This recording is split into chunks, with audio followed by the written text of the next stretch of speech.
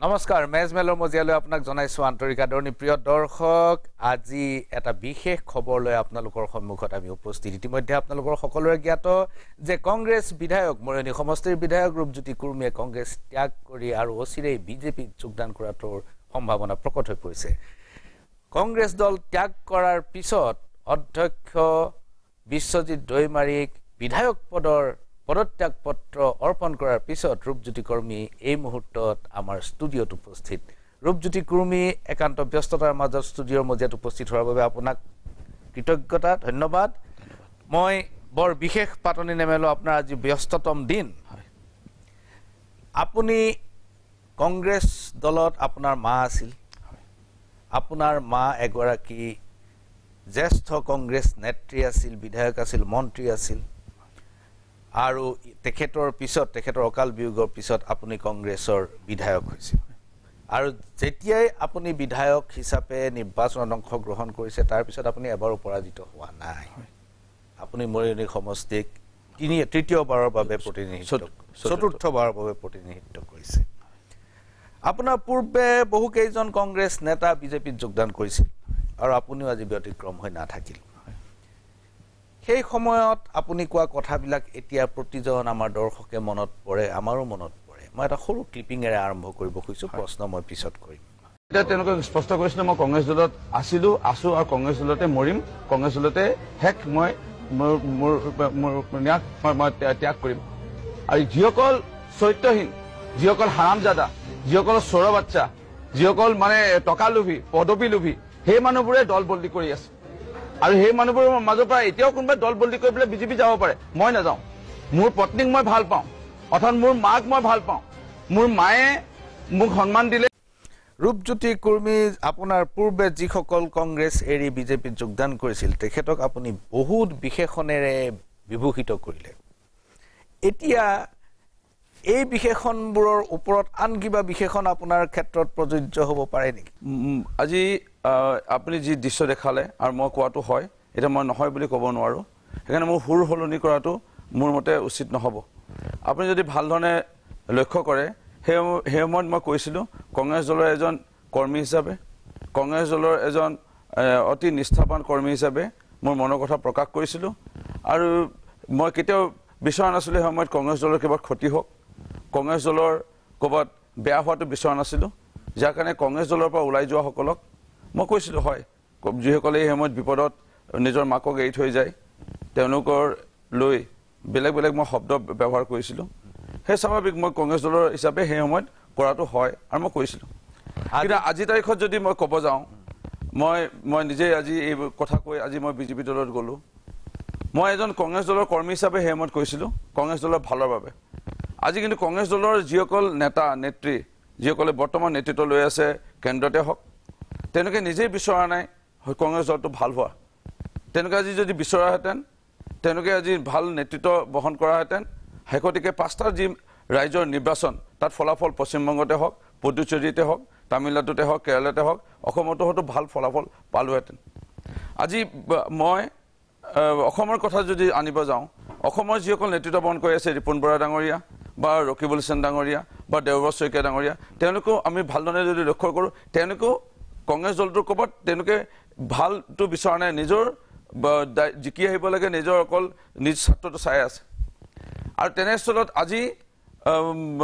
যদি মই কংগ্ৰেছ দলৰ পৰা ওলাই যাওঁ মানে কংগ্ৰেছ দলৰ পৰা আজি তাৰিখত মই পদত্যাগ কৰিলোঁ বিজেপি দলত মই যোগদান কৰিবলৈ গৈ আছোঁ এই শব্দবোৰ যদি কোনোবাই প্ৰযোজ্য কৰে মোৰ ওপৰত কৰিব পাৰে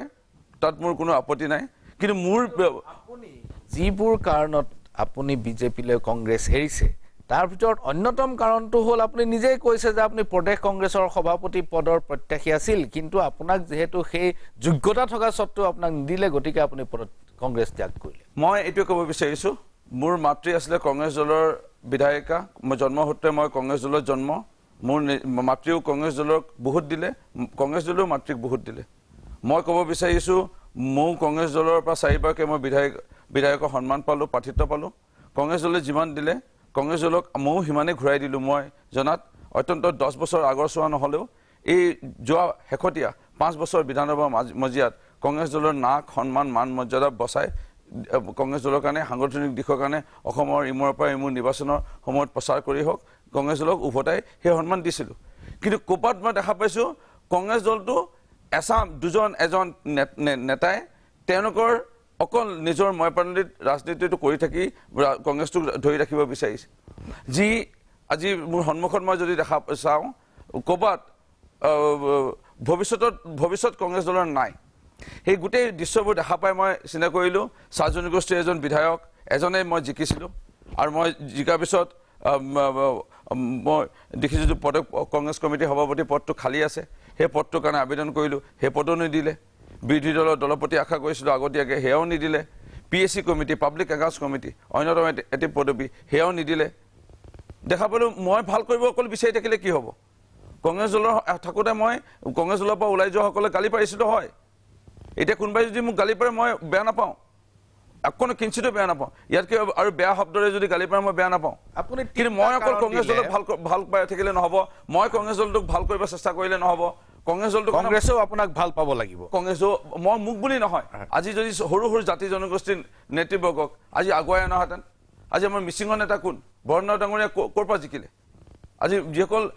যিটো সমষ্টি নাও বচা সকলোৱে জানে যে মিয়া মুছলমান ভোটৰ পৰা তেওঁ জিকিছে তেওঁ নিজৰ ঢকুৱাখানা সমষ্টি অৰ্থাৎ খিলঞ্জীয়া জনজাতি লোকৰ ভোটৰ পৰা তেওঁ জিকা নাই আজি যদি আমি চাওঁ বৰ্তমান এই প্ৰেক্ষাপটত আজি কংগ্ৰেছ দলটো কোন দিশে গৈ আছে কংগ্ৰেছ দলটো অকল মিয়া মুছলমান অকল মানুহকে প্ৰাধান্য দি আছে যাৰ কাৰণে কংগ্ৰেছ দলটো আজি অন্য আজি বড়ো জাতি নাই আজি ৰাভা মিচিং কাৰ্বি ডিমা হাছাও আজি যদি ঠেঙাল কছাৰী ৰাভা তিৱা কোনো জনজাতিৰ লোক নাই চাহ জনগোষ্ঠী এজনো জিকাব নোৱাৰিলে চাহ জনগোষ্ঠীৰ ভোটাৰ ৰাইজে বিচৰা নাই যাৰ কাৰণে বিজেপি পক্ষত ভোট দিয়া নাই প্ৰাৰ্থিত্ব দিছিলে কংগ্ৰেছ দলে কেওজনক আজি প্ৰাঞ্জল ঘটাৰ ডাঙৰীয়া হওক এইটো আমন্ত ডাঙৰীয়া হওক তেওঁলোকে কেলে পৰাজয় বৰণ কৰিলে দুৰ্গাভূমি ডাঙৰীয়া পদত্যাগৰ 3টা কাৰণ দিছে যে আপুনি সভাপতি পদ বিচাৰিছিল আপুনি PSC কমিটিৰো চেয়াৰমেনটো নিদিলে লিডাৰ অফ দ্য অপজিশ্যন নিদিলে কংগ্ৰেছে ইমিগ্ৰেণ্ট মুছলিম ভোট বেংকৰ ওপৰত নিৰ্ভৰশীল হৈ পৰিছে ইত্যাদি ইত্যাদি এই কথাবিলাক আপোনাৰ পূৰ্বতে যিসকল কংগ্ৰেছলৈ বিজেপিলৈ গৈছে তেওঁলোকেও সেই একেখিনি অভিযোগে আনিছে মই এটা ক্লিপিং আপোনাৰ এটা ক্লিপিং আপুনি প্ৰেছ কনফাৰেন্স কৰিছিল সেই ক্লিপিংটো মই আপোনাক দেখুৱাব খুজিছোঁ মানে গৌতম ৰয়ে হওক ভূপেন্দ্ৰ কলিতাই হওক মন্ত্ৰী হেমন্ত বিশ্ব শৰ্মাই হওক মন্ত্ৰী অজন্তা নাগে হওক সকলোকেতো কংগ্ৰেছে বনালে কংগ্ৰেছৰ পৰাই ধন সম্পত্তি ল'লে কংগ্ৰেছৰ পৰাই অট্টালিকাই কিবা কিবি নিৰ্মাণ কৰিলে আজি এই মুহূৰ্তত তেওঁলোকে দুৰ্নীতিৰ পৰা বাচিবৰ কাৰণে বিজেপিত জাপ মাৰিছে আপুনি কৈছে যে অজন্তা নেওগ গৌতম ৰয় হিমন্ত বিশ্ব শৰ্মা এই সকল ভুৱনেশ্বৰ কলিতা সকলোবোৰ দুৰ্নীতিৰ পৰা বাচিবৰ কাৰণে বিজেপিলৈ গৈছে আৰু আপুনি লগতে এইটোও কৈছে যে কংগ্ৰেছে তেওঁলোকক বনাই দিলে তেওঁলোকক নিৰ্মাণ কৰিলে কংগ্ৰেছে তেওঁলোকক অজস্ৰ ধন সম্পত্তি কৰিলে তাৰ পিছতো তেওঁলোক বিজেপিলৈ গ'ল তেওঁলোকক জোৰ কৰা হ'ল যে যদি না আহা তেতিয়াহ'লে ফাইল খুলি তোমালোকক এৰেষ্ট কৰিম আপোনাৰ ক্ষেত্ৰতো তেনেকুৱা হৈছে নেকি চাওক আজি যদি ভালদৰে চাই মই পুনৰ প্ৰথমটো যোনটো মই কংগ্ৰেছৰ পৰা গুচি যোৱা কংগ্ৰেছ দল মাতৃৰ দৰে এই বিপদত কংগ্ৰেছ দলক এৰি থৈ যোৱাসকল হাৰামজাদা ইত্যাদি মই গালি পাৰিছিলোঁ শব্দৰে দ্বিতীয়টো যদি চাই যিসকল কংগ্ৰেছ দলৰ পৰা ওলাই গৈছে তেওঁলোকে বিভিন্ন কেলেংকাৰী জড়িত বাচিবৰ কাৰণে কাক বচাবৰ কাৰণে মই কৈ আছিলোঁ প্ৰথমটো কংগ্ৰেছক বচাবৰ কাৰণে যেনে আৰু কোনো নাযাওক মোৰ গালি শুনি দ্বিতীয়টো যদি চাই তেতিয়াও দেখা পাব যে যিসকলে গৈছে দুৰ্নীতিৰ পৰা আদি কৰি এইখিনি মানে বাচিবৰ কাৰণে বিজেপি দললৈ গৈছে সেয়াও মই কংগ্ৰেছৰ কাৰণে কৈ আছিলোঁ তাৰমানে মই কংগ্ৰেছৰ কাৰণে যুঁজ কালিলৈকে দি আছিলোঁ কংগ্ৰেছৰ কাৰণে যুঁজ মই যোৱাকালিলৈকে দি আছিলোঁ কংগ্ৰেছটো বাচক প্ৰদেশ কংগ্ৰেছৰ সভাপতি দিয়ক PSC কমিটিৰ সভাপতি দিয়ক বিৰোধী দলপতি দিয়ক কংগ্ৰেছৰ কাৰণে মই বিচাৰি আছিলোঁ কিন্তু কংগ্ৰেছে যেতিয়া মোক নাই বিচৰা আজি মই যাৰ কাৰণে মই বিজেপি দললৈ আহিবলৈ বাধ্য কিন্তু কংগ্ৰেছক বচাব বিচৰা নাই হয় কংগ্ৰেছে কংগ্ৰেছক বচাব বিচৰা নাই আজি পীযুষ হাজৰিকাও সেই একেটা কথাই কৈছে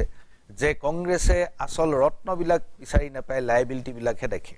লাইবিলিটিবিলাকক লগত ৰাখে এছেটবিলাকক এৰি দিয়ে এইটো আপোনাৰ কথাও ৰেফাৰ কৰি পেলাই কৈছে আপোনাৰ কথা উল্লেখ কৰি পেলাই কৈছে মই আপোনাক আন এটা ক্লিপিং দেখুৱাব খুজিছোঁ বিধানসভা চলি থকা অৱস্থাত CAA আইনখনৰ বিৰুদ্ধে আপুনি যিটো স্থিতি গ্ৰহণ কৰিছিল সেই প্ৰসংগত মই এটা ক্লিপিং আপোনাক দেখুৱাব খুজিছোঁ ৰক্তাক্ত ৰূপকথা 1 বিধানসভাৰ অধিৱেশন চলি আছিল শাসক বিৰোধী ভিতৰত ব্যস্ত প্ৰশ্ন উত্তৰক লৈ তেনেতে বিধায়ক কৰ্মী সদনৰ ভিতৰৰ পৰা বাহিৰলৈ ওলাই আহিল এইবাৰ বহি দিলে সদনত দুৱাৰ মুখতে হাতত এখন বেনাৰ পকেটৰ পৰা এইবাৰ উলিয়ালে এখন ব্লেড সকলোকে স্তম্ভিত কৰি ব্লেডখনেৰে বাওঁ হাতখন কাটিলে বৈ আহিল তেজেৰে ৰূপজ্যোতি লিখিলে জয় আই অসম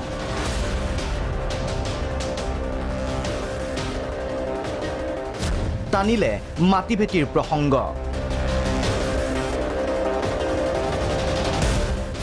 ৰূপজ্যোতিৰ ৰক্তাক্ত প্ৰতিবাদৰ কাৰণ কি এই সময়ত যদি আমি এনেকৈ প্ৰতিবাদ নকৰোঁ হয়তো আমাৰ কণ্ঠ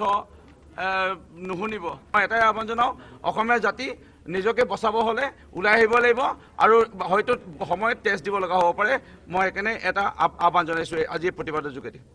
সেয়া আছিল আপোনাৰ ৰক্তাক্ত প্ৰতিবাদ য'ত আপুনি ব্লেডেৰে হাত কাটি তেজেৰে জয় আই অসম লিখিছিল আৰু CAAৰ বিৰুদ্ধে অসমীয়া জাতিক ঐক্যবদ্ধ হোৱাৰ বাবে আহ্বান জনাইছিল এতিয়া বিজেপি দলটো হৈছে CAAৰ প্ৰৱৰ্তক তেওঁলোকে এই আইনখন আনিছে আৰু আপুনি আজি পদত্যাগ কৰাৰ প্ৰাক মুহূৰ্তলৈকে এই কথাটো দৃঢ়ভাৱে বিশ্বাস কৰিছিল যে CAA আইনখন এখন জাতি ধ্বংসী অসমীয়া জাতিৰ বিৰোধী এখন আইন আজিৰ তাৰিখত যেতিয়া আপুনি বিজেপিলৈ যাবলৈ সাজু হৈছে সেই সময়ত আপোনাৰ CAA সম্পৰ্কত স্থিতিটো কি হ'ব মোৰ লগতে অসমৰ ৰাইজে বিশ্বাস কৰাটো উচিত অসমৰ মাননীয় মুখ্যমন্ত্ৰী বৰ্তমান কোন বুলিলে আমি অসমৰ মাননীয় মুখ্যমন্ত্ৰী ডক্টৰ হেমন্ত বিশ্ব শৰ্মা তেখেত কোন তেখেত এজন অসমীয়া এজন খিলঞ্জীয়া লোক লগতে সদৌ ছাত্ৰ সন্থাৰ এটা সময় নেতা পিছলৈ গৈ পেলাই আজি বিভিন্ন ৰাজনীতিৰ তেখেত জ্ঞান ভৰপূৰ এজন লোক হৈ আজি অসমৰ মাননীয় মুখ্যমন্ত্ৰী সন্মানীয় মুখ্যমন্ত্ৰীৰ দায়িত্বত আছে তেখেত এজন অসমীয়া লোক হিচাপে মোৰ দৃঢ় বিশ্বাস আজি সভ্যতাৰ যুঁজেৰে জাতি মাটি ভেটিৰ যুঁজেৰে বিজেপি দলটোৰ যেনেকৈ ৰাজনীতিক এটা ইতিহাস গঢ়িব গৈ আছে বা আগুৱাই লৈ যাব গৈ আছে আজি ড্ৰাগছৰ বিৰুদ্ধে অভিযান অসমীয়া যুৱক যুৱতী বা অসমৰ যুৱক যুৱতীক বচাবৰ কাৰণে শেহতীয়াকৈ মঠ মন্দিৰ উচ্ছেদ কৰি আমাৰ সভ্যতা ৰক্ষা কৰাৰ বাবে তেখেতে আজিটো পদক্ষেপ গ্ৰহণ কৰিছে বিভিন্ন এই পদক্ষেপবোৰৰ যোগেদি আমি এইটোৱে প্ৰতিপন্ন হ'ব পাৰিছোঁ বা আশ্বস্ত হ'ব পাৰিছোঁ যে অসমৰ কাৰণে যুঁজি আছে বা অসমক বচাবৰ কাৰণে তেখেত লাগি আছে আৰু আজি যদি চাওঁ আজি কোনো এটা ধৰ্মাৱলী আজি যিটো দবদবনি ক'ৰবাত মিয়া ভৱন লাগে আজি মিয়া মুখ্যমন্ত্ৰী লাগে বুলি পেলাই কংগ্ৰেছ দলৰ একাংশ বা কোনো এটা ধৰ্মাৱলীৰ লোকে ক'ব পৰা সাহস এই অসমত কোনোবাই যদি কৰিছে আৰু এই মুহূৰ্তত আমাৰ যদি ঐক্যবদ্ধ হৈ আমি অসমীয়া জাতিটো সভ্যতা ৰক্ষাৰ কাৰণে আমি বিজেপি দলটোৰ যিটো নীতি আদৰ্শৰে যদি আমি নাথাকোঁ আমি যদি অসমখনক বচাব নিবিচাৰোঁ আমি অন্য সৰু সুৰা কথা লৈ পেলাই প্ৰতিবাদ যদি কৰোঁ এই কেতিয়াও নহ'ব সেইকাৰণে লৈ পেলাই মোৰ সম্পূৰ্ণ বিশ্বাস আছে মাননীয় মুখ্যমন্ত্ৰী ডক্টৰ হেমন্ত বিশ্ব শৰ্মা নেতৃত্বাধীন এই বিজেপি মিত্ৰজোঁট চৰকাৰে এটা ধুনীয়া এটা স্থিতি লৈ আহিছে আৰু ভৱিষ্যতে ল'ব মইতো কৈ আছোঁ 10-15-20% নহয় 30-40% জৰীপ চলাব লাগে এতিয়াও আমোৰো সন্দেহ আমিও পাইছোঁ মইনি সমষ্টি বা অন্য কোনো জেগাত সন্দেহযুক্ত নাগৰিক এতিয়াও ক'ৰবাত থাকিব পাৰে আৰু হ'ব লাগে আৰু এবাৰ NRC ধুনীয়াকৈ হ'ব লাগে যেনে এই বিদেশী বাংলাদেশী বহিৰাগত সকলোখিনি ধৰা পৰি সকলোক আমি যেন ইয়াৰ পৰা ওলাই লৈ যাব পাৰোঁ সেইকাৰণে লৈ পেলাই স্পষ্ট NRC যেতিয়া ভাল হ'ব সকলোখিনি ভাল হ'ব NRCত ইতিমধ্যে NRCটো অকল কেৱল আমাৰ হিন্দু জাতি বুলি নহয় আমাৰ অসমখনক বচাবৰ কাৰণে অসমীয়া লোকৰ ভৱিষ্যতটোত বচাবৰ কাৰণে আজি যিটো প্ৰৱৰ্তন কৰিব বিচাৰিছে ইয়াক স্বাভাৱিকভাৱে মই সমৰ্থন জনাবই লাগিব ধন্যবাদ কুৰ্মী ডাঙৰীয়া চাই থাকক মেজমেল এইখিনিতে লৈছোঁ ক্ষণিক সময়ৰ বাণিজ্যিক বিৰতি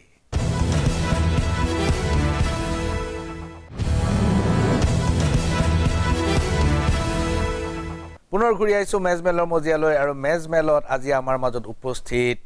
বিধায়ক ৰূপজ্যোতি কুৰ্মী। ৰূপজ্যোতি কুৰ্মী ডাঙৰীয়া, মই বিধায়ক বুলি যদিও এইমাত্ৰ উচ্চাৰণ কৰিলোঁ, কিন্তু এই মুহূৰ্তত আপুনি বিধায়ক পদ ত্যাগ কৰিছে।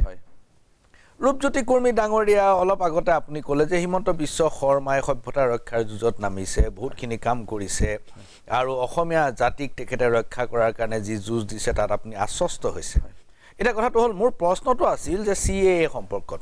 CAA আইনখনে 1971 চনৰ 24 মাৰ্চৰ পিছত অহা একাংশ বিদেশীকো অসমত ৰাখিব খোজে। এতিয়া অসমীয়া জাতীয় জীৱনত এটা যিটো ঐকমত্য, যিটো সাধাৰণ ধাৰণা যে এই ঘটনাটোৱে আমাৰ জাতীয় জীৱনক কিছু বিপদাপন্ন কৰিব, তাৰ পিছতো আৰু আপুনি তেজ দি আপুনি CAA খনৰ বিৰোধিতা কৰিবলৈ গৈছিল। আজি হঠাৎ কি এনেধৰণৰ অৱলীলাক্ৰমে আপোনাৰ মনত ধাৰণা হ'ল যে CAA আইনখন থাকিলেও আমাৰ কোনো ক্ষতি নহ'ব? চাওক, আপুনি খন্তেকৰ কাৰণে আমি চাওঁ, আপুনি এজন জ্যেষ্ঠ সাংবাদিক হোৱাৰ উপৰিও এজন বিশিষ্ট চিন্তাবিদ আৰু অসমৰ ৰাইজে আপোনাক বহু সময়ৰ পৰা পাইছে। আপুনি এজন অসমীয়া মূলৰ লোক। আমিও খুব গৌৰৱেৰে কওঁ, চাহ জনগোষ্ঠীৰ পৰা যদিও আমি প্ৰতিনিধিত্ব কৰোঁ, অসমৰ পানী, মাটি, বায়ু সকলোখিনি লৈ আমাৰ ককা আইতা দিনৰ পৰা আমি ইয়াত আছোঁ। আমিও অসমীয়া এই বৃহত্তৰ সমাজৰ এটা অংগ চাহ জনগোষ্ঠীৰ লোক। আৰু আপুনি অসমীয়া মূলৰ, ময়ো অসমীয়া মূলৰ। আমি ভালধৰণে যদি চাওঁ, এই নিৰ্বাচনত আজি কাৰ বিৰোধী আন্দোলন হ'ল, আজি ব্যাপক আন্দোলন বিশেষভাৱে উজনি অসমত হ'ল। উজনি অসমত আজি আমি যদি চাওঁ, ভোটাৰ ৰাইজে কোন ৰাজনৈতিক দলক ভোট দি পেলাই নিৰ্বাচন কৰিলে, কাৰ বিৰোধী আন্দোলনৰ পিছতো কিয় ভোটদান কৰিলে, কিয় এটা আস্থা বিশ্বাস ৰাখিছে, কাৰ বিৰোধী কৰা হয়, কাৰ বিৰোধী মনৰ ক্ষোভ প্ৰকাশ কৰিলে, ৰাজপথত আহিল, টায়াৰ জ্বলালে, প্ৰতিবাদ কৰিলে, বিভিন্ন ধৰণৰ শ্লোগান দিলে, গীত ৰচা হ'ল, জোৰ লৈ সমদল কৰিলে। ময়ো কৰিছিলোঁ, আমাৰ লগতো কৰিছিল বহুত ঠাইত। আজি মোৰ মৰিয়নি সমষ্টিত মই কাৰ বিৰোধী আন্দোলনৰ যদি চাওঁ প্ৰভাৱ ঘটে, তে BJP দলে মোৰ সমানে সমানে ভোট পাব নালাগিছিল, কিন্তু সমানে সমানে আজি ভোট পালে। মই মাত্ৰ ন্যূনতম 2022 ভোটত জিকিলোঁ। উজনি অসমত আজি BJP দলৰ আজি গৰিষ্ঠ সংখ্যক উজনি অসমৰ বিধায়কৰ নিৰ্বাচনে আজি BJP দলৰ চৰকাৰখন আনিলে। এয়া আমি কি ক'ম? আজি আপুনি মোক প্ৰশ্ন সুধিছে, এই প্ৰশ্ন যদি আপুনি সৰ্বসাধাৰণ ৰাইজকো বিচাৰে, ওচৰলৈ যাই লৈ একে ক'ব যে সম্পূৰ্ণ আস্থা হিমন্ত বিশ্ব শৰ্মা দা BJP দলটোৰ প্ৰতি আছে। আৰু এই অসমৰ ৰাইজেও এয়া এতিয়া বুজি পাইছে, কেইদিনমান আগলৈ বুজা নাছিল যদিও আজিৰ তাৰিখত, যে আজি মিয়া মুছলমান ক'ব পৰা হৈছে অসমত। মিয়া মুছলমান, মিয়া ভৱন লাগে মিয়া মুছলমানে। আজি ক'ব পৰা হৈছে মিয়া মুছলমান মুখ্যমন্ত্ৰী লাগে। এই দপদপনিটো অসমৰ পৰা আমি বন্ধ কৰিব লাগিব। এই দপদপনি যদি আমি বন্ধ নকৰোঁ আৰু এই তেনেকৈ জনবিস্ফোৰণটো যদি আমি বন্ধ নকৰোঁ, অসমত যদি আমিয়ে বোলে সংখ্যালঘু হৈ পৰিলোঁ, অসমীয়া মূলৰ লোক, আৰু বোলে অসমীয়া মূলৰ লোক, হিন্দু লোক, আমি সকলোৱে বোলে আমি হৈ পৰিলোঁ, আমি সংখ্যালঘু, আৰু তেওঁলোকৰ বোলে মেজৰিটি হৈ পৰিল, তেতিয়া আমাৰ কি হ'ব? সেয়াও কিন্তু ৰাইজে উপলব্ধি কৰিছে বা উপলব্ধি কৰাটো উচিত। আপুনি যি সময়ত কথাবোৰ উপলব্ধি কৰিছে সেই সময়টো বৰ সাংঘাতিক। আপুনি এটা ক্লিপিঙত ক'লে যে যিসকলে দল এৰি পেলাই গুচি গৈছে, বিভিন্ন বিশেষণ দিলে তেওঁলোক। এটা ক্লিপিঙত ক'লে যে হিমন্ত বিশ্ব শৰ্মা, অজন্তা নেওগ এইবিলাকে চব অপৰাধৰ পৰা বাচিবৰ কাৰণে, তদন্তৰ পৰা বাচিবৰ কাৰণে জেল মই এইখিনি আপোনাক ৰখাব বিচাৰিছোঁ। হয়, মই ক'লোঁ প্ৰথমটো ক্লিপিঙত মই গালি গালাজ পাৰিলোঁ শব্দৰে, পিছতো ক'লোঁ হিমন্ত বিশ্ব শৰ্মা ডাঙৰীয়া, গৌতম ৰয় ডাঙৰীয়া, অজন্তা ডাঙৰীয়া বেলেগ দুৰ্নীতিৰ পৰা বাচিব গৈছে। মই অকল কংগ্ৰেছৰ সেই সময়ত কংগ্ৰেছৰ সৈনিক হিচাপে, কংগ্ৰেছৰ এজন কৰ্মী হিচাপে কংগ্ৰেছ দলটোৰ ভাল ভাৱমূৰ্তি ৰাইজৰ মাজত ৰাখিবৰ কাৰণে ক'লোঁ। তেওঁলোকক বেয়া কৰিবলৈ, অকল কংগ্ৰেছক বচাবৰ কাৰণে। তেওঁলোকে যদি থকাহেঁতেন ন্যায়পালিকা আছে, কোৰ্ট আছে, সুপ্ৰিম কোৰ্ট, হাইকোৰ্ট, তে বিচাৰ কৰিব। মই বিচাৰ কৰা ব্যক্তি নহয়, মই পুলিচ নহয়, CBI নহয়, কিন্তু কংগ্ৰেছটোক বচাবৰ কাৰণে ৰাজনীতি ক'ব লগা হৈছিল সেই সময়ত।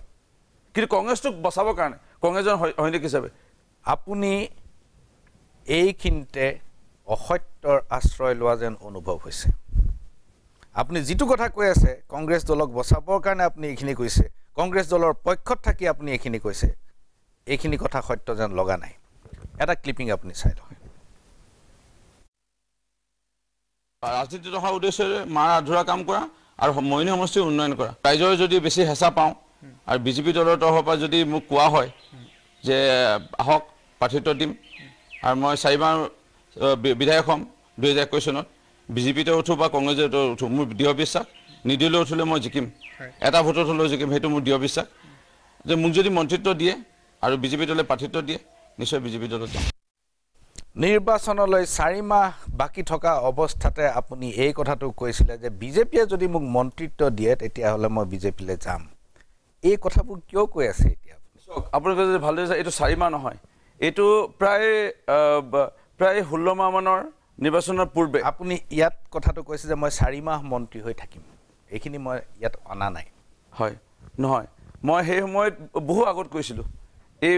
ক্লিপিং 4 বাৰ মই জিকিছিলোঁ জিকিম 4 নম্বৰৰ কাৰণে জিকিম তেনে এটা শব্দ কৰিব পাৰোঁ এইটো কিন্তু বহুত আগৰ আৰু মই কোৱাটো হয় আৰু সেই সময়ত এটা ধাৰণা আনিছিলোঁ যে মই এটা মানুহৰ মন ল'ব চেষ্টা কৰিছিলোঁ কাৰণ মই 2014 চনত লোকসভা নিৰ্বাচনত আমাৰ পৰাজয় হৈছিল মৰিয়নি সমষ্টিত 16 চনত মই জিকিলোঁ 1700 কিমান ভোটত পঞ্চায়ত ইলেকশ্যন মোৰ বেয়া ফলাফল বিজেপি দলৰ বহু পঞ্চায়তত দখল কৰিছিল 19 চনৰ নিৰ্বাচনত কেনে ফলাফল হ'ব পাৰে এটা ধাৰণা হৈছিল তাতো মই পৰাজয় হ'লোঁ প্ৰায় 13,000 ওচৰা-ওচৰি সুশান্ত বৰগোহাঁই ডাঙৰীয়া আমাৰ প্ৰাৰ্থী আছিল মৰিয়নি সমষ্টিৰ পৰা মই তেখেতক ইমান 12,000 13,000 ভোট কমটিকৈ দিবলৈ সক্ষম হ'লোঁ মোৰ এটা ধাৰণা হৈছিলে মানুহৰ মনবোৰ কেনেকৈ আছে অলপ জানিবৰ কাৰণে এইটো মই আগত অলপ ক্লিয়াৰ কৰিছিলোঁ দুদিনমানৰ আগত বিভিন্ন সংবাদ মাধ্যমৰ যোগেদি মই এটা জানিব চেষ্টা কৰিছিলোঁ মানুহৰ মনবোৰ কোন দিশে বেছিকৈ আছে এই বাতৰি যদি প্ৰৱেশন হয় মানুহৰ মনবোৰ বুজি পাম আৰু এই বহু কথা মই আয়ত্ব কৰিছিলোঁ আৰু যাৰ কাৰণে মোৰ পুনৰ কৈছোঁ যদি বিজেপি দলত যাব মন থকাহেঁতেন বা বেছি ইচ্ছা প্ৰকাশ কৰাহেঁতেন আজি যেনেকৈ আগবাঢ়ি আহিছোঁ মই আহিম বুলি কৈছোঁ বিজেপি দলৰ তৰফৰ পৰা আদৰণি পাইছোঁ সেই সময়ত নিশ্চয় আদৰণি জনালেহেঁতেন কিন্তু ইচ্ছা প্ৰকাশ মই কৰাই নাছিলোঁ ইমান বেছিকৈ আৰু কৰাহেঁতেন চাগে গুচি গ'লোহেঁতেন আপুনি যি সমষ্টি প্ৰতিনিধিত্ব কৰে আৰু যি 12-13 হাজাৰ পাৰ্থক্য আপোনাৰ লোকসভা নিৰ্বাচনত দেখা গৈছিল সুশান্ত বৰগোহাঁইক আপুনি কম পালে সুশান্ত বৰগোহাঁয়ে সেইখিনি ভোট অলক ঘোষৰ ভোট আপোনাৰ যি নিৰ্দলীয় প্ৰাৰ্থী হিচাপে এইবাৰ প্ৰতিদ্বন্দ্বিতা কৰিবলৈ চেষ্টা কৰিছিল হয় এই কথাটো অস্বীকাৰ কৰা নাযায় যে বাংলাভাষী হিন্দুৰ এটা নিৰ্দিষ্ট সংখ্যক ভোটে মৰিয়নি সমষ্টিত এটা ভূমিকা পালন কৰে এনেকুৱা সময়ত আপুনি CAA সমৰ্থন নকৰিলে আপোনাৰ ৰাজনৈতিক ভৱিষ্যত অন্ধকাৰ এই কথাটো আপুনি স্বীকাৰ কৰেনে চাওক তেনেকুৱা বুলি নহয় আজি মৰিয়নি সমষ্টিৰ মই গৰিষ্ঠ সংখ্যক ভোটাৰ ৰাইজকে ইয়ালৈ গুৱাহাটীলৈ অহা পদত্যাগ কৰাৰ আগমুহূৰ্তত এই দুদিন 3 দিন ধৰি মই অকণমান মত ল'ব চেষ্টা কৰিছিলোঁ বিভিন্ন গাঁৱত গৈছিলোঁ বাগানতো গৈছিলোঁ চহৰতো আহিছিলোঁ সকলো এটাই কথা কৈছে যে ডেভেলপমেণ্ট লাগে উন্নয়ন লাগে ৰাস্তা পদূলি ভাল লাগে আৰু বিভিন্ন ধৰণৰ উন্নয়নমূলক কামৰ কথা চিন্তা কৰিছে চাকৰি ওলাব এতিয়া বুলি কৈছে সেই চাকৰি আমাৰ সতি সন্তানে পোৱাটো বিচাৰোঁ এই কথাবোৰ মানুহৰ ভাববোৰ আহিছে কলা বগা ৰঙা নীলা এই কথাবোৰ মানুহৰ অকণমান ভাববোৰ আঁতৰিছে মানুহে কিন্তু ডেভেলপমেণ্টটো বেছি জোৰ দিছে আৰু সেইটো বহু ৰাইজে আশা কৰি আছে যে ডক্টৰ হিমন্ত বিশ্ব শৰ্মাৰ নেতৃত্বত উন্নয়ন হ'ব এইবোৰ অন্যতম কাৰণ বাকী যিটো প্ৰাসংগিকতা কা হওক অন্য প্ৰসংগবোৰ আজি মই পুনৰ কৈছোঁ বিজেপি দলৰ গৰিষ্ঠ সংখ্যক বিধায়ক আজি জিকি অহাটোৱে বা বিজেপি দলৰ উজনি অসমৰ পৰা য'ত কা বিৰোধী আজি সৰ্বতোতকৈ আজি আন্দোলন উজনি অসমত হৈছিল আৰম্ভণি বুলি ক'ব পাৰে পিছলৈও গুৰি ধৰি আহিছিল সেই তাৰ পৰাই যেতিয়া গৰিষ্ঠ সংখ্যক জিকি আহিলে তাৰতো সকলো অসমীয়া মূলৰ বা খিলঞ্জীয়া মূলৰ সকলো ভোটাৰ ৰাইজ তেওঁলোকে কাৰ বিৰোধিতা কৰাৰ পিছতো ৰাজপথত অহাৰ পিছতো বিজেপি মুৰ্দাবাদ কৰাৰ পিছত আকৌ বিজেপিক ভোট দিলে কেলে কাৰণ বিজেপিৰ প্ৰতি আস্থাটো আছে বিশ্বাস আছে যে উন্নয়ন হ'ব কাটো লৈ ইমান চিন্তা কৰি থকা নাই কাৰণ কা লৈ পেলাই ডক্টৰ হিমন্ত বিশ্ব শৰ্মাই এটা যে ভাল স্থিতি ল'ব অসমীয়াক বচাবৰ কাৰণে অসমীয়া ভাষাক বচাবৰ কাৰণে অসম মাতৃক বচাবৰ কাৰণে সেইটো বিশ্বাস এটা ৰাইজৰ নিশ্চয় আছে ৰূপজ্যোতি কুৰ্মী আপুনি উন্নয়নৰ কথা কৈছে আৰু উন্নয়ন তেতিয়াহে কৰিব পাৰিব যেতিয়া আকৌ আপুনি বিধায়ক হৈ নিৰ্বাচিত হৈ আহিব ৰাজদীপ গোৱালা ইমানুৱেল মুছাহাৰী ডক্টৰ মানসিং ৰংপি এওঁলোক সকলোৱে কংগ্ৰেছ ত্যাগ কৰি বিজেপিত যোগদান কৰিলে আৰু আজি এই তিনিওজন অসম বিধানসভাত অনুপস্থিত ইয়াৰ কাৰণ বিজেপিয়ে তেওঁলোকক টিকেট নিদিলে এতিয়া যদি বিজেপিয়ে আপোনাৰ লগতো হাতাৰি হেতালি খেলে তেনেহ'লে কি হ'ব মোৰ ইমান আপোনাৰ প্ৰশ্নটো খুবেই গুৰুত্বপূৰ্ণ মোৰ পৰিয়ালৰ লগত মোৰ শুভাকাংক্ষী মোৰ বন্ধু বান্ধৱ বা আগতে থকা কংগ্ৰেছ দলৰ যিসকল কৰ্মকৰ্তা তেওঁলোককো মই সুধিছিলোঁ এনে এটা যদি হয় মই যদি প্ৰাৰ্থিত্ব নাপাওঁ বোলে আপোনাৰ লগত সম্বন্ধ যিটো থাকিব সেইটো ময়ো কৈছিলোঁ তেওঁলোকক যে মোৰ যিটো সম্বন্ধ তোমালোকৰ লগত আছে সেইটোৱে থাকিব বা আপোনালোকৰ লগত যিটো আছে সেইটোৱে থাকিব আৰু কাৰণে মই ইমান এই বিধায়ক আকৌ হ'ম সেয়া মই মোৰ দাবীও নাথাকিব আৰু কিবা পদবী লাগে ডাঙৰ কিবা বিষয়বাব লাগে বাপ লাগে সেয়াও দাবী নাথাকিব আজি মই স্পষ্ট পদত্যাগ কৰাৰ পিছতে অসমৰ মাননীয় মুখ্যমন্ত্ৰীলে আৰু বিজেপি দলৰ মাননীয় ৰাজ্যিক সভাপতিলে আৰু বিজেপি দলৰ নেতৃবৰ্গক এটাই আহ্বান জনাইছোঁ যে মোক উপনিৰ্বাচনটো হ'বই পদত্যাগ কৰাৰ লগে লগে উপনিৰ্বাচনত মোক প্ৰাৰ্থিত্ব দিয়ে নিদিয়ে দলে বিবেচনা কৰিব মই সোমবাৰে যোগদান কৰাৰ পিছত কিন্তু মই সুযোগ বিচাৰিছোঁ ৰাইজৰ সেৱা কৰা মই বিধায়ক হৈ যে সেৱা কৰাৰ সুযোগ পাম সেয়া নহয় মোৰ মইনী সমষ্টিৰ ৰাইজৰ লগতে অসমৰ যদি কিঞ্চিত ক'ৰবাত কিবা এটা যদি দায়িত্ব দি পেলাই মোক সেৱা কৰাৰ সুযোগ দিয়ে সেয়া মই ভাল পাম সেইকাৰণে মই অন্যৰ দৰে যেনেকৈ মানসিং ৰংপুৰী ডাঙৰীয়া ইমানুৱেল মুছাৰী ডাঙৰীয়া বা ৰাজদীপ গোলা ডাঙৰীয়া বা প্ৰাৰ্থিত্ব নাপালে পদত্যাগ কৰিছিল বা এইবাৰ তেনেকৈ প্ৰাৰ্থিত্ব পাব লাগিছিল সেয়া মই ইমান লালসা নাই যে মই প্ৰাৰ্থিত্ব পাব লাগে বিধায়ক হ'ব লাগে মন্ত্ৰী হ'ব লাগে ডাঙৰ মানুহ হ'ব লাগে সেয়া ইমান লালসা নাই ধন্যবাদ কুৰ্মী ডাঙৰীয়া এইখিনিতে লৈছোঁ ক্ষণিক সময়ৰ বাণিজ্যিক বিৰতি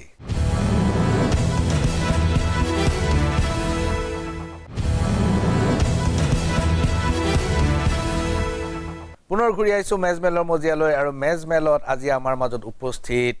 বিধায়ক ৰূপজ্যোতি কুৰ্মী ৰূপজ্যোতি কুৰ্মী ডাঙৰীয়া মই বিধায়ক বুলি যদিও এইমাত্ৰ উচ্চাৰণ কৰিলোঁ কিন্তু এই মুহূৰ্তত আপুনি বিধায়ক পদ ত্যাগ কৰিছে হয় ৰূপজ্যোতি কুৰ্মী ডাঙৰীয়া অলপ আগতে আপুনি ক'লে যে হিমন্ত বিশ্ব শৰ্মাই সভ্যতা ৰক্ষাৰ যুঁজত নামিছে বহুতখিনি কাম কৰিছে আৰু অসমীয়া জাতিক তেখেতে ৰক্ষা কৰাৰ কাৰণে যি যুঁজ দিছে তাত আপুনি আশ্বস্ত হৈছে এটা কথাটো হ'ল মোৰ প্ৰশ্নটো আছিল যে CAA সম্পৰ্কত CAA আইনখনে 1971 চনৰ 24 মাৰ্চৰ পিছত অহা একাংশ বিদেশীকো অসমত ৰাখিব খোজে এতিয়া অসমীয়া জাতীয় জীৱনত এটা যিটো ঐকমত্য যিটো সাধাৰণ ধাৰণা যে এই ঘটনাটোৱে আমাৰ জাতীয় জীৱনক কিছু বিপদাপন্ন কৰিব তাৰ পিছতো আৰু আপুনি তেজ দি আপুনি CAA খনৰ বিৰোধিতা কৰিবলৈ গৈছিল আজি হঠাৎ কি এনে ধৰণৰ অবলীলাক্ৰমে আপোনাৰ মনত ধাৰণা হ'ল যে CAA আইনখন থাকিলেও আমাৰ কোনো ক্ষতি নহ'ব চাওক আপুনি খন্তেকৰ কাৰণে আমি চাওঁ আপুনি এজন জ্যেষ্ঠ সাংবাদিক হোৱা উপৰিও এজন বিশিষ্ট চিন্তাবিদ আৰু অসমৰ ৰাইজে আপোনাক বহু সময়ৰ পৰা পাইছে আপুনি এজন অসমীয়া মূলৰ লোক আমিও খুব গৌৰৱেৰে কওঁ চাহ জনগোষ্ঠীৰ পৰা যদিও আমি প্ৰতিনিধিত্ব কৰোঁ অসমৰ পানী মাটি বায়ু সকলোখিনি লৈ আমাৰ ককা আইতা দিনৰ পৰা আমি ইয়াত আছোঁ আমিও অসমীয়া এই বৃহত্তৰ সমাজৰ এটা অংগ চাহ জনগোষ্ঠী লোক আৰু আপুনি অসমীয়া মূলৰ ময়ো অসমীয়া মূলৰ আমি ভালধৰণে যদি চাওঁ এই নিৰ্বাচনত আজি কাৰ বিৰোধী আন্দোলন হ'ল আজি ব্যাপক আন্দোলন বিশেষভাৱে উজনি অসমত হ'ল উজনি অসমত আজি আমি যদি চাওঁ ভোটাৰ ৰাইজে কোন ৰাজনৈতিক দলক ভোট দি পেলাই নিৰ্বাচন কৰিলে কাৰ বিৰোধী আন্দোলনৰ পিছতো কিয় ভোটদান কৰিলে কিয় এটা আস্থা বিশ্বাস ৰাখিছে কাৰ বিৰোধী কৰা কাৰ বিৰোধী মনৰ খুব প্ৰকাশ কৰিলে ৰাজপথত আহিল টায়াৰ জ্বলালে প্ৰতিবাদ কৰিলে বিভিন্ন ধৰণৰ শ্লোগান দিলে গীত ৰচা হ'ল জোৰ লৈ সমদল কৰিলে ময়ো কৰিছিলোঁ আমাৰ লগতো কৰিছিল বহুত ঠাইত আজি মোৰ মইনী সমষ্টিত মই কাৰ বিৰোধী আন্দোলনৰ যদি চাওঁ প্ৰভাৱ ঘটে তে বিজেপি দলে মোৰ সমানে সমানে ভোট পাব নালাগিছিল কিন্তু সমানে সমানে আজি ভোট পালে মই মাত্ৰ ন্যূনতম 2022 ভোটত জিকিলোঁ উজনি অসমত আজি বিজেপি দলৰ আজি গৰিষ্ঠ সংখ্যক উজনি অসমৰ বিধায়কৰ নিৰ্বাচনে আজি বিজেপি দলৰ চৰকাৰখন আনিলে হয় এয়া আমি কি ক'ম আজি আপুনি মোক প্ৰশ্ন সুধিছে এই প্ৰশ্ন যদি আপুনি সৰ্বসাধাৰণ ৰাইজকো বিচাৰে ওচৰলৈ যাই লৈ একে ক'ব যে সম্পূৰ্ণ আস্থা হেমন্ত বিশ্ব শৰ্মা দা বিজেপি দলটোৰ প্ৰতি আছে আৰু এই অসমৰ ৰাইজেও এয়া এতিয়া বুজি পাইছে কেইদিনমান আগলৈ বুজা নাছিল যদিও আজিৰ তাৰিখত যে আজি মিয়া মুছলমান ক'ব পৰা হৈছে অসমত মিয়া মুছলমান মিয়া ভৱন লাগে মিয়া মুছলমানে আজি ক'ব পৰা হৈছে মিয়া মুছলমান মুখ্যমন্ত্ৰী লাগে এই দবদবনিটো অসমৰ পৰা আমি বন্ধ কৰিব লাগিব এই দবদবনি যদি আমি বন্ধ নকৰোঁ আৰু এই তেনেকৈ জনবিস্ফোৰণটো যদি আমি বন্ধ নকৰোঁ অসমত যদি আমিয়ে বোলে সংখ্যালঘু হৈ পৰিলোঁ অসমীয়া মূলৰ লোক আৰু বোলে অসমীয়া মূলৰ লোক হিন্দু লোক আমি সকলোৱে বোলে আমি হৈ পৰিলোঁ আমি সংখ্যালঘু আৰু তেওঁলোকৰ বোলে মেজৰিটি হৈ পৰিল তেতিয়া আমাৰ কি হ'ব সেয়াও কিন্তু ৰাইজে উপলব্ধি কৰিছে বা উপলব্ধি কৰাটো উচিত আপুনি যি সময়ত কথাবোৰ উপলব্ধি কৰিছে সেই সময়টো বৰ সাংঘাতিক আপুনি এটা ক্লিপিঙত ক'লে যে যিসকলে দল এৰি পেলাই গুচি গৈছে বিভিন্ন বিশেষণ দিলে তেওঁলোক এটা ক্লিপিঙত ক'লে যে হিমন্ত বিশ্ব শৰ্মা অজন্তা নেওগ এইবিলাকে সব অপৰাধৰ পৰা বাচিবৰ কাৰণে তদন্তৰ পৰা বাচিবৰ কাৰণে জেল মই এইখিনি আপোনাক ৰখাব বিচাৰিছোঁ হয় মই ক'লো প্ৰথমটো ক্লিপিঙত মই গালি গালাজ পাৰিলোঁ শব্দৰে পিছতো ক'লো হেমন্ত বিশ্ব শৰ্মা ডাঙৰীয়া গৌতম ৰয় ডাঙৰীয়া অজন্তা ডাঙৰীয়া বেলেগ দুৰ্নীতিৰ পৰা বাচিব গৈছে মই অকল কংগ্ৰেছৰ সেই সময়ত কংগ্ৰেছৰ সৈনিক হিচাপে কংগ্ৰেছৰ এজন কৰ্মী হিচাপে কংগ্ৰেছ দলটো ভাল ভাৱমূৰ্তি ৰাইজৰ মাজত ৰাখিবৰ কাৰণে ক'লোঁ তেওঁলোকক বেয়া কৰিবলৈ অকল কংগ্ৰেছক বচাবৰ কাৰণে তেওঁলোকে যদি থকাহেঁতেন ন্যায় পালিকা আছে কোৰ্ট আছে সুপ্ৰিম কোৰ্ট হাইকোৰ্ট তে বিচাৰ কৰিব মই বিচাৰ কৰাৰ ব্যক্তি নহয় মই পুলিচ নহয় CBI নহয় কিন্তু কংগ্ৰেছটোক বচাবৰ কাৰণে ৰাজনীতি ক'ব লগা হৈছিল সেই মই কিন্তু কংগ্ৰেছটোক বচাবৰ কাৰণে কংগ্ৰেছৰ সৈনিক হিচাপে আপুনি এইখিনিতে অসত্যৰ আশ্ৰয় লোৱা যেন অনুভৱ হৈছে আপুনি যিটো কথা কৈ আছে কংগ্ৰেছ দলক বচাবৰ কাৰণে আপুনি এইখিনি কৈছে কংগ্ৰেছ দলৰ পক্ষত থাকি আপুনি এইখিনি কৈছে এইখিনি কথা সত্য যেন লগা নাই এটা ক্লিপিং আপুনি চাই লওক ৰাজনীতিত অহাৰ উদ্দেশ্যৰে মাৰ আধৰুৱা কাম কৰা আৰু মইনি সমষ্টিৰ উন্নয়ন কৰা ৰাইজৰ যদি বেছি হেঁচা পাওঁ আৰু বিজেপি দলৰ তৰফৰ পৰা যদি মোক কোৱা হয় যে আহক প্ৰাৰ্থিত্ব দিম আৰু মই 4বাৰ বিধায়ক হ'ম 2021 চনত বিজেপিতে উঠো বা কংগ্ৰেছতে উঠো মোৰ দৃঢ় বিশ্বাস নিদিলেও উঠিলে মই জিকিম এটা ভোটত হ'লেও জিকিম সেইটো মোৰ দৃঢ় বিশ্বাস যে মোক যদি মন্ত্ৰিত্ব দিয়ে আৰু বিজেপি দলে প্ৰাৰ্থিত্ব দিয়ে নিশ্চয় বিজেপি দলত যাম নিৰ্বাচনলৈ 4 মাহ বাকি থকা অৱস্থাতে আপুনি এই কথাটো কৈছিলে যে বিজেপিয়ে যদি মোক মন্ত্ৰিত্ব দিয়ে তেতিয়াহ'লে মই বিজেপিলৈ যাম এই কথাবোৰ কিয় কৈ আছে এতিয়া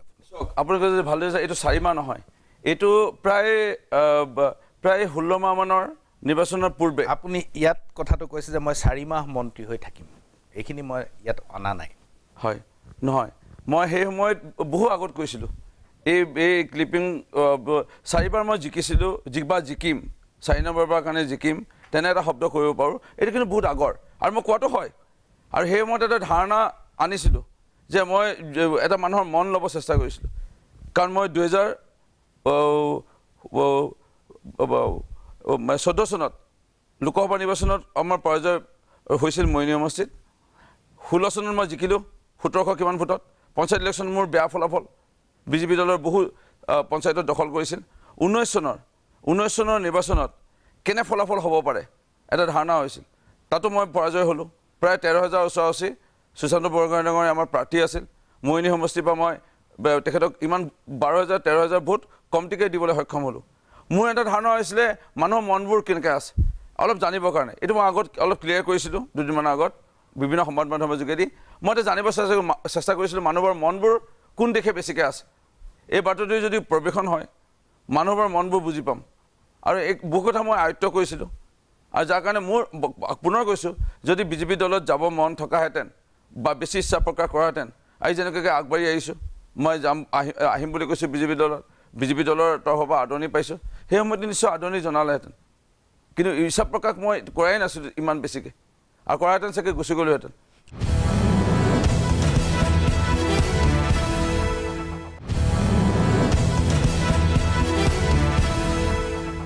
আপুনি যি সমষ্টি প্ৰতিনিধিত্ব কৰে আৰু যি 12-13 হাজাৰ পাৰ্থক্য আপোনাৰ লোকসভা নিৰ্বাচনত দেখা গৈছিল সুশান্ত বৰগোহাঁইক আপুনি কম পালে সুশান্ত বৰগোহাঁয়ে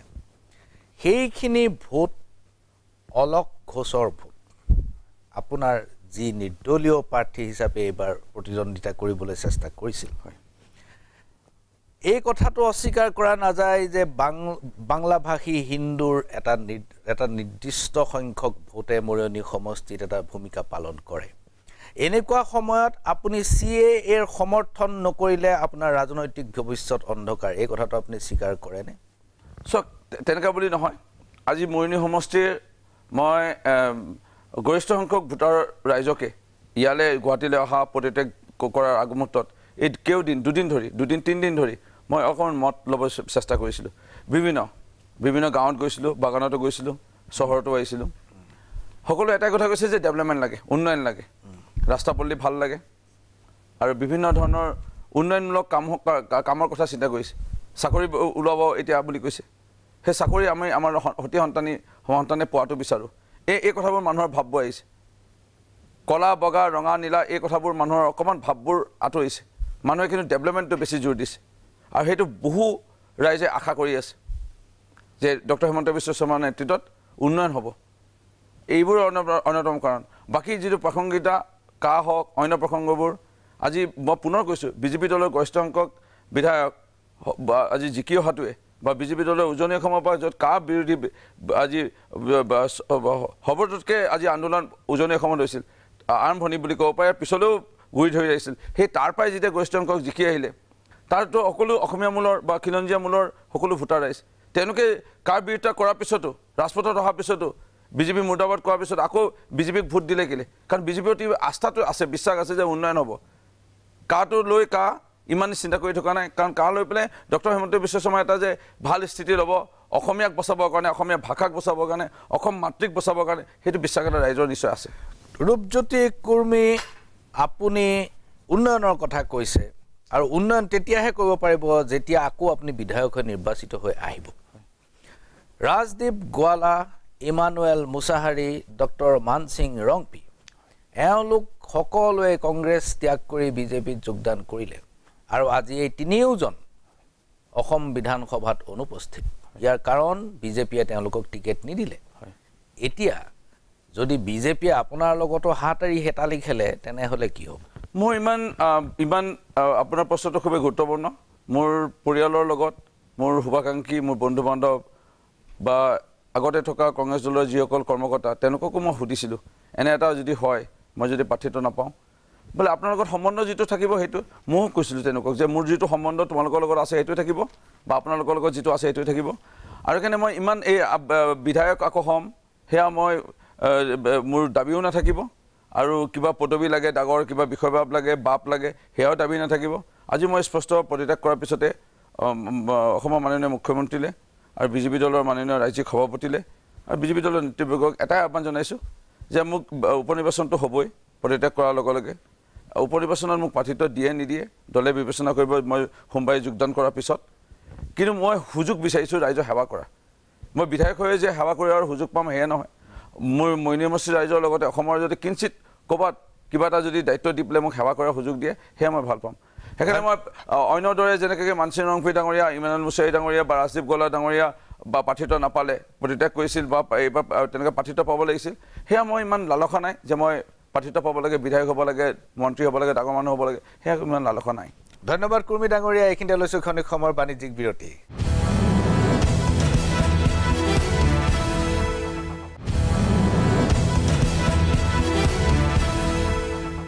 মেজমেলৰ মজিয়ালৈ পুনৰ আপোনাক স্বাগতম। মেজমেলত আজি আমাৰ অতিথি অসম বিধানসভাৰ পৰা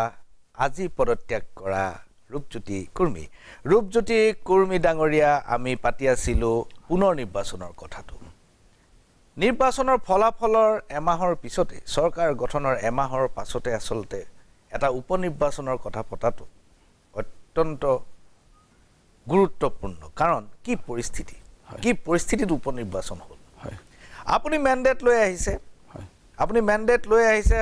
2000 হওক 2200 হওক আপুনি ভোটৰ জিকি আহিছে, আপুনি হাতৰ চিনত জিকি আহিছে, আপুনি কংগ্ৰেছৰ হৈ ভোট বিচাৰিছে। আৰু আজি যেতিয়া এমাহৰ পিছত যেতিয়া আপুনি সেই মেণ্ডেট পৰিত্যাগ কৰি নতুন মেণ্ডেটৰ ফালে মুকলি কৰি দিব,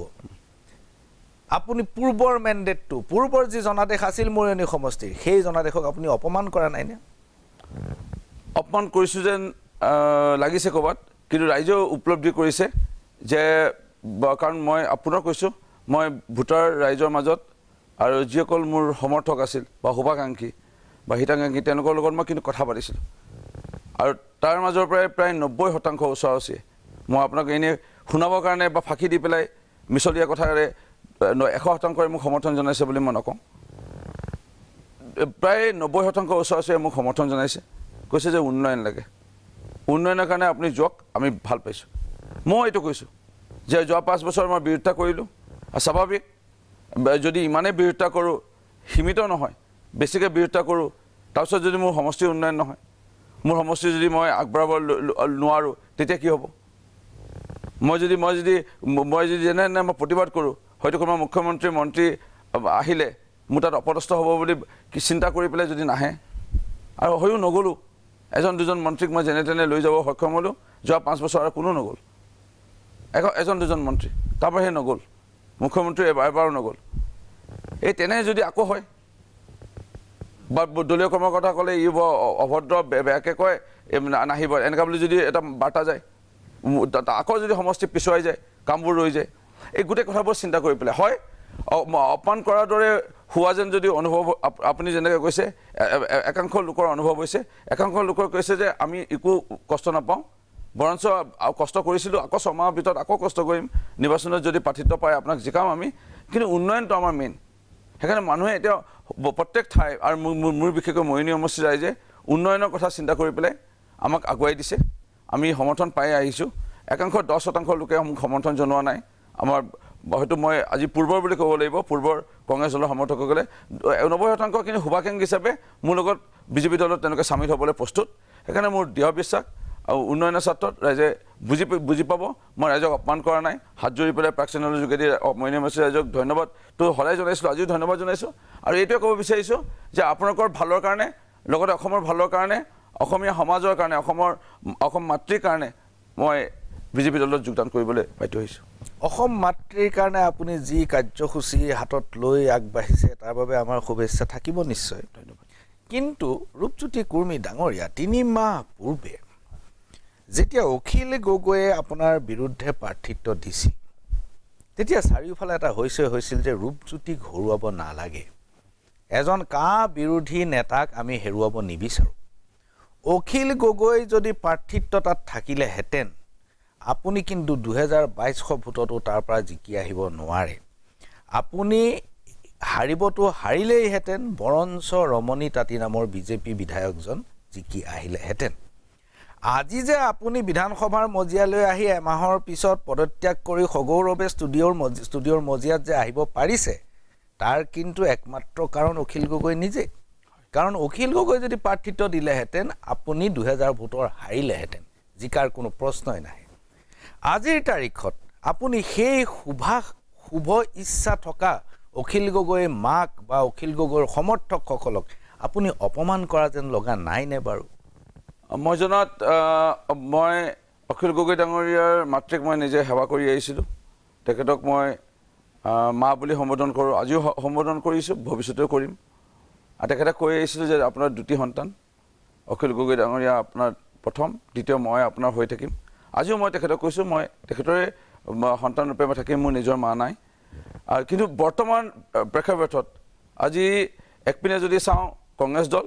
একপিনে যদি চাওঁ মোৰ মৰিয়নি সমষ্টি, এইপিনে মই কংগ্ৰেছ দলত যদি চাওঁ, কংগ্ৰেছ দলৰ আজি কোনো ভৱিষ্যত নাই।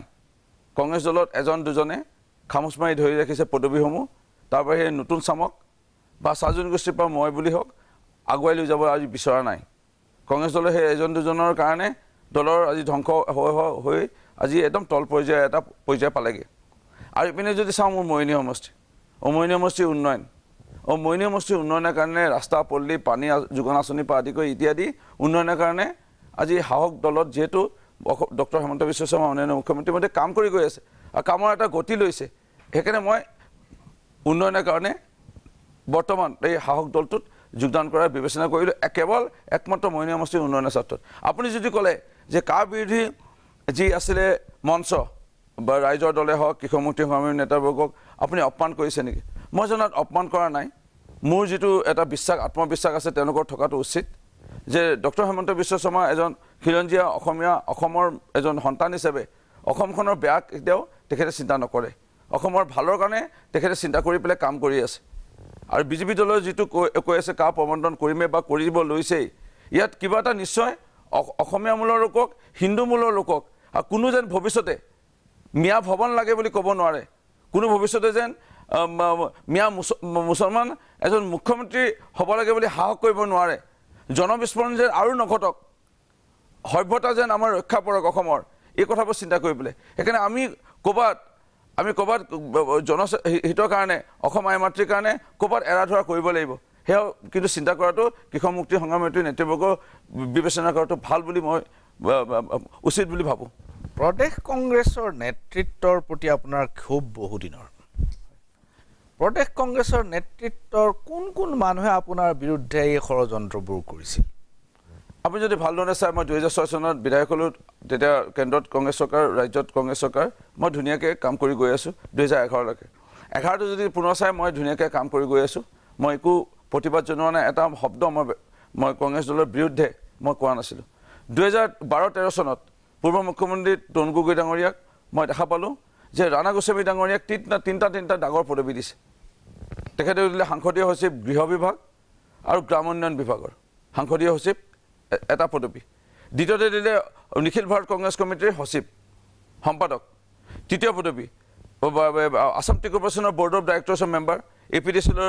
বৰ্ড অফ ডাইৰেক্টৰ্ছৰ মেম্বাৰ বিভিন্ন 3-4টা পদবী দিলে তেখেতেও দুবাৰ জিকা 2006-11 ৰূপজ্যোতি কুৰ্মী দুবাৰ জিকা 6-11 কিন্তু ৰূপজ্যোতি কুৰ্মী বাগানৰ হোৱা হেতুকে নে ৰূপজ্যোতি কুৰ্মী দেখাত কলা হোৱা হেতুকে নে ৰূপজ্যোতি কুৰ্মী দেখাত অলপ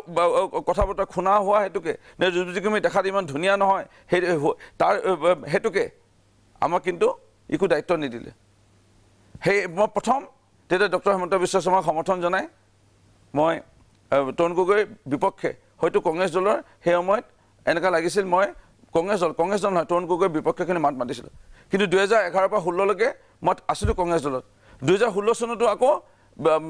কংগ্ৰেছ দলৰ এজন কৰ্মী হিচাপে বিজেপি দলৰ বিৰোধিতা কৰি পেলাই 14 চনতো হওক 16 চনতো হওক নিৰ্বাচনত আগবাঢ়িছিলোঁ আৰু 16 চনত জিকিছিলোঁ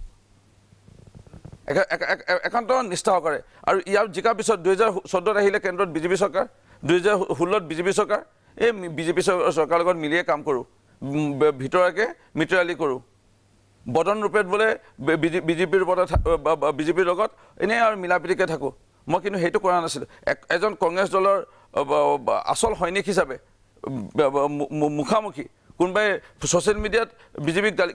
দলটোক গালি পাৰিছিলে সমালোচনা কৰিছিলে মই মুখামুখি 2016 চনৰ পৰা 2021 চনলৈকে মুখামুখি মুখ্যমন্ত্ৰী মন্ত্ৰীসকলক বিধানসভা মজিয়াত সমালোচনা কৰিছিলোঁ বা জবাবদিহি কৰিছিলোঁ কৃপণানি কৰা নাছিলোঁ কংগ্ৰেছ দলৰ এজন সৈনিক হিচাপে ধন্যবাদ কুৰ্মী ডাঙৰীয়া এইখিনিতে লৈছোঁ ক্ষণিক সময়ৰ বাণিজ্যিক বিৰতি চাই থাকক মেজমেল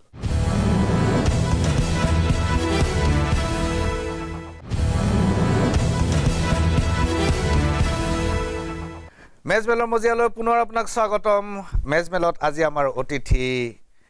অসম বিধানসভাৰ পৰা আজি পদত্যাগ কৰা ৰূপজ্যোতি কুৰ্মী ডাঙৰীয়া আমি পাতি আছিলোঁ পুনৰ নিৰ্বাচনৰ কথাটো নিৰ্বাচনৰ ফলাফলৰ এমাহৰ পিছতে চৰকাৰ গঠনৰ এমাহৰ পাছতে আচলতে এটা উপনিৰ্বাচনৰ কথা পতাটো অত্যন্ত গুৰুত্বপূৰ্ণ কাৰণ কি পৰিস্থিতিত উপনিৰ্বাচন হ'ল আপুনি মেণ্ডেট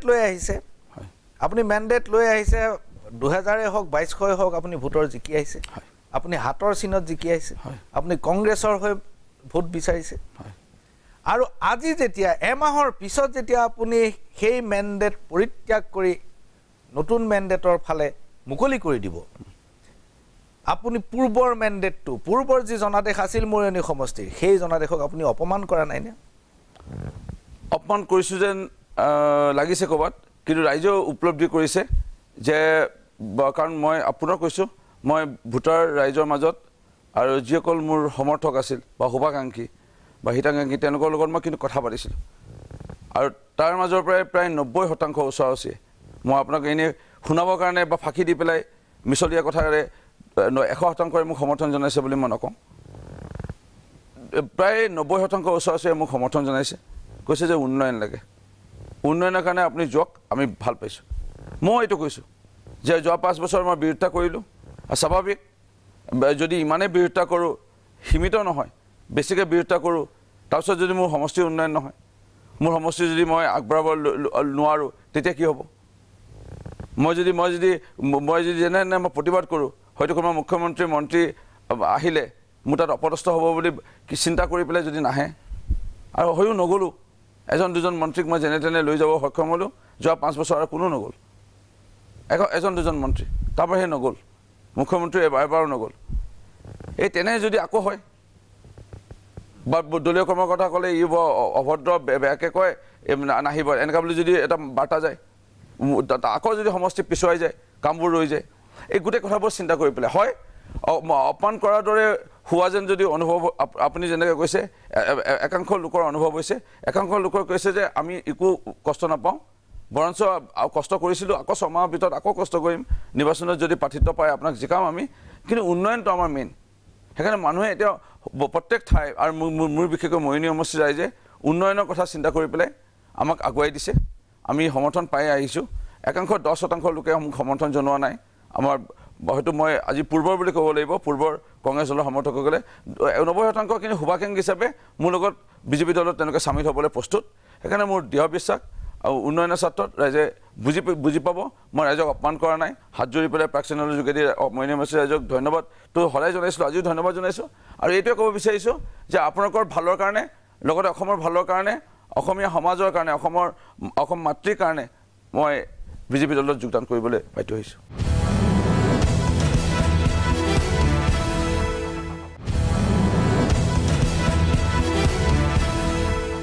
অসম মাতৃৰ কাৰণে আপুনি যি কাৰ্যসূচী হাতত লৈ আগবাঢ়িছে তাৰ বাবে আমাৰ শুভেচ্ছা থাকিব নিশ্চয়। ধন্যবাদ। কিন্তু ৰূপজ্যোতি কুৰ্মী ডাঙৰীয়া 3 মাহ পূৰ্বে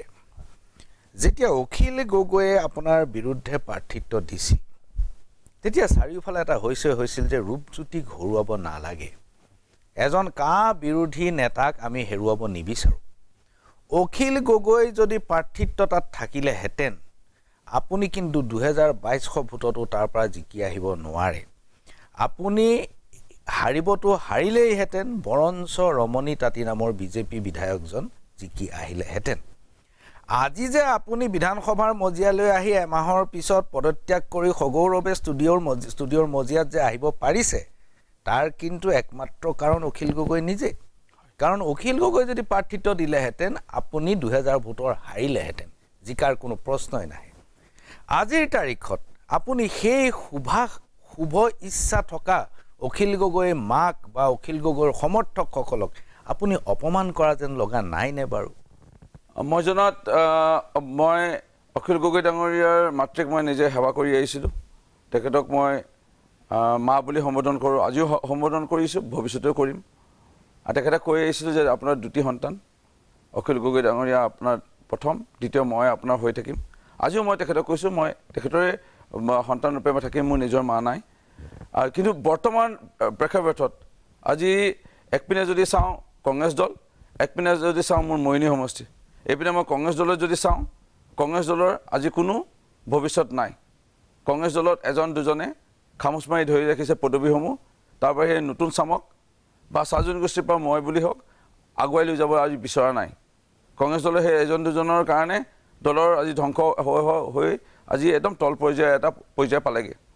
আৰু ইপিনে যদি চাওঁ মোৰ মৰিয়নি সমষ্টি, মৰিয়নি সমষ্টিৰ উন্নয়ন, মৰিয়নি সমষ্টিৰ উন্নয়নৰ কাৰণে ৰাস্তা পদূলি, পানী যোগান আঁচনিৰ পৰা আদি কৰি ইত্যাদি উন্নয়নৰ কাৰণে আজি সাহস দলত যিহেতু ডক্টৰ হিমন্ত বিশ্ব শৰ্মা মাননীয় মুখ্যমন্ত্ৰীৰ মতে কাম কৰি গৈ আছে আৰু কামৰ এটা গতি লৈছে। সেইকাৰণে মই উন্নয়নৰ কাৰণে বৰ্তমান এই সাহস দলটোত যোগদান কৰাৰ বিবেচনা কৰিলোঁ, কেৱল একমাত্ৰ মৰিয়নি সমষ্টিৰ উন্নয়নৰ স্বাৰ্থত। আপুনি যদি ক'লে যে বিৰোধী যি আছিলে মঞ্চ বা ৰাইজৰ দলে হওক, কৃষক মুক্তি সংগ্ৰামী নেতাবৰ্গক আপুনি অপমান কৰিছে নেকি? মই জনাত অপমান কৰা নাই। মোৰ যিটো এটা আত্মবিশ্বাস আছে তেওঁলোকৰ থকাটো উচিত যে ডক্টৰ হিমন্ত বিশ্ব শৰ্মা এজন খিলঞ্জীয়া অসমৰ এজন সন্তান হিচাপে অসমখনৰ বেয়া কেতিয়াও তেখেতে চিন্তা নকৰে। অসমৰ ভালৰ কাৰণে তেখেতে চিন্তা কৰি পেলাই কাম কৰি আছে। আৰু বিজেপি দলৰ যিটো কৈ আছে প্ৰবন্ধন কৰিমে বা কৰিব লৈছেই, ইয়াত কিবা এটা নিশ্চয় অসমীয়া মূলৰ লোকক, হিন্দু মূলৰ লোকক আৰু কোনো যেন ভৱিষ্যতে মিয়া ভৱন লাগে বুলি ক'ব নোৱাৰে, কোনো ভৱিষ্যতে যেন মিয়া মুছলমান এজন মুখ্যমন্ত্ৰী হ'ব লাগে বুলি সাহস কৰিব নোৱাৰে, জনবিস্ফোৰণ যেন আৰু নঘটক, সভ্যতা যেন আমাৰ ৰক্ষা পৰক অসমৰ, এই কথাবোৰ চিন্তা কৰি পেলাই। সেইকাৰণে আমি ক'ৰবাত জনহিতৰ কাৰণে, অসম আই মাতৃৰ কাৰণে ক'ৰবাত এৰা ধৰা কৰিব লাগিব। সেয়াও কিন্তু চিন্তা কৰাটো কৃষক মুক্তি সংগ্ৰামী নেতৃবৰ্গ বিবেচনা কৰাটো ভাল বুলি মই উচিত বুলি ভাবোঁ। প্ৰদেশ কংগ্ৰেছৰ নেতৃত্বৰ প্ৰতি আপোনাৰ ক্ষোভ বহুদিনৰ। প্ৰদেশ কংগ্ৰেছৰ নেতৃত্বৰ কোন মানুহে আপোনাৰ বিৰুদ্ধে এই ষড়যন্ত্ৰবোৰ কৰিছিল?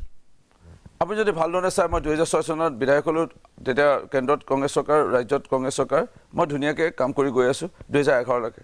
11টো যদি পুনৰ চাই মই ধুনীয়াকৈ কাম কৰি গৈ আছোঁ, মই একো প্ৰতিবাদ জনোৱা নাই, এটা শব্দ মই কংগ্ৰেছ দলৰ বিৰুদ্ধে মই কোৱা নাছিলোঁ। 2012-13 চনত পূৰ্ব মুখ্যমন্ত্ৰী তৰুণ গগৈ ডাঙৰীয়াক মই দেখা পালোঁ যে ৰাণা গোস্বামী ডাঙৰীয়াক তিনিটা ডাঙৰ পদবী দিছে। তেখেতে দিলে সাংসদীয় সচিব গৃহ বিভাগ আৰু গ্ৰাম উন্নয়ন বিভাগৰ সাংসদীয় সচিব এটা পদবী দ্বিতীয়তে দিলে নিখিল ভাৰত কংগ্ৰেছ কমিটিৰ সচিব সম্পাদক তৃতীয় পদবী আসাম টি কৰ্পৰেশ্যনৰ বৰ্ড অফ ডাইৰেক্টৰ্ছৰ মেম্বাৰ APDCৰ বৰ্ড অফ ডাইৰেক্টৰ্ছৰ মেম্বাৰ বিভিন্ন 3-4টা পদবী দিলে তেখেতেও দুবাৰ জিকা 2006-11 ৰূপজ্যোতি কুৰ্মী দুবাৰ জিকা 6-11 কিন্তু ৰূপজ্যোতি কুৰ্মী বাগানৰ হোৱা হেতুকে নে ৰূপজ্যোতি কুৰ্মী দেখাত কলা হোৱা হেতুকে নে ৰূপজ্যোতি কুৰ্মী দেখাত অলপ কথা বতৰা খুনা হোৱা হেতুকে নে ৰূপজ্যোতি কুৰ্মী দেখাত ইমান ধুনীয়া নহয় সেই তাৰ হেতুকে আমাক কিন্তু একো দায়িত্ব নিদিলে সেই মই প্ৰথম তেতিয়া ডক্টৰ হেমন্ত বিশ্ব শৰ্মাক সমৰ্থন জনাই মই তৰুণ গগৈৰ বিপক্ষে হয়তো কংগ্ৰেছ দলৰ সেই সময়ত এনেকুৱা লাগিছিল মই কংগ্ৰেছ দল নহয় তৰুণ গগৈৰ বিপক্ষেখিনি মাত মাতিছিলোঁ কিন্তু 2011 পৰা 16 লৈকে মই আছিলোঁ কংগ্ৰেছ দলত 2016 চনতো আকৌ কংগ্ৰেছ দলৰ এজন কৰ্মী হিচাপে বিজেপি দলৰ বিৰোধিতা কৰি পেলাই 14 চনতো হওক 16 চনতো হওক নিৰ্বাচনত আগবাঢ়িছিলোঁ আৰু 16 চনত জিকিছিলোঁ একান্ত নিষ্ঠা সহকাৰে আৰু ইয়াৰ জিকাৰ পিছত 2014 আহিলে কেন্দ্ৰত বিজেপি চৰকাৰ 2016ত বিজেপি চৰকাৰ এই বিজেপি চৰকাৰৰ লগত মিলিয়ে কাম কৰোঁ ভিতৰকে মিত্ৰালি কৰোঁ বদন ৰূপেত বোলে বিজেপিৰ লগত এনেই আৰু মিলাপ্ৰীতিকে থাকোঁ মই কিন্তু সেইটো কৰা নাছিলোঁ এজন কংগ্ৰেছ দলৰ আচল সৈনিক হিচাপে মুখামুখি কোনোবাই ছ'চিয়েল মিডিয়াত বিজেপিক দলটোক গালি পাৰিছিলে সমালোচনা কৰিছিলে মই মুখামুখি 2016 চনৰ পৰা 2021 চনলৈকে মুখামুখি মুখ্যমন্ত্ৰী মন্ত্ৰীসকলক বিধানসভা মজিয়াত সমালোচনা কৰিছিলোঁ বা জবাবদিহি কৰিছিলোঁ কৃপণানি কৰা নাছিলোঁ কংগ্ৰেছ দলৰ এজন সৈনিক হিচাপে ধন্যবাদ কুৰ্মী ডাঙৰীয়া এইখিনিতে লৈছোঁ ক্ষণিক সময়ৰ বাণিজ্যিক বিৰতি চাই থাকক মেজমেল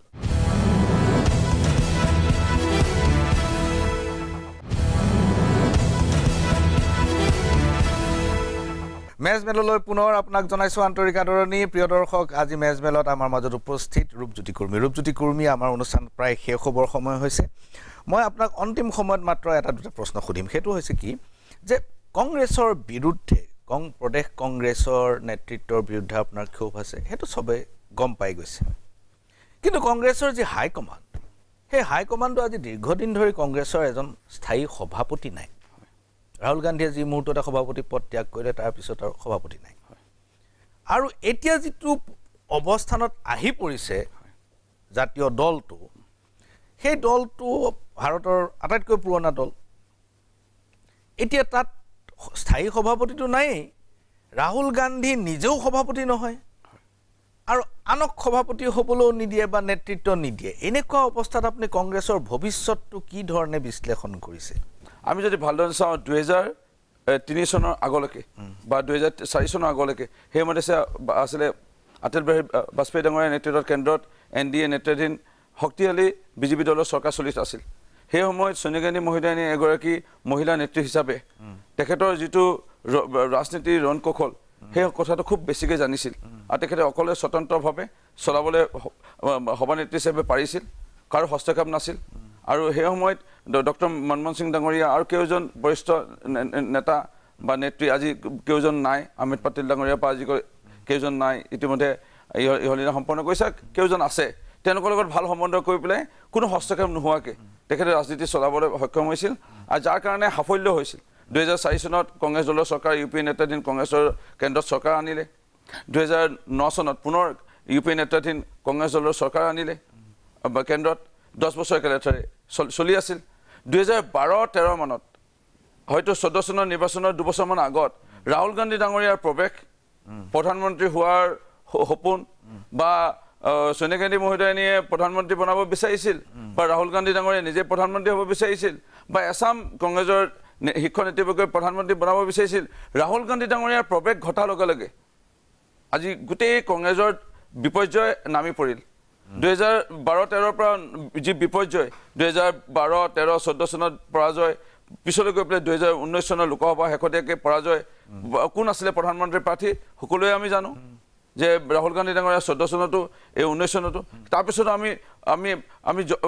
ভোটাৰ ৰাইজৰ ভোট পাবলৈ সক্ষম নহ'লোঁ গোটেই সৰ্বভাৰতীয় প্ৰেক্ষাপটত যদি চাওঁ তেতিয়া কংগ্ৰেছ দলৰ বিপৰ্যয় আজি অন্যতম কাৰণ ৰাহুল গান্ধী ডাঙৰীয়াৰ হয়তো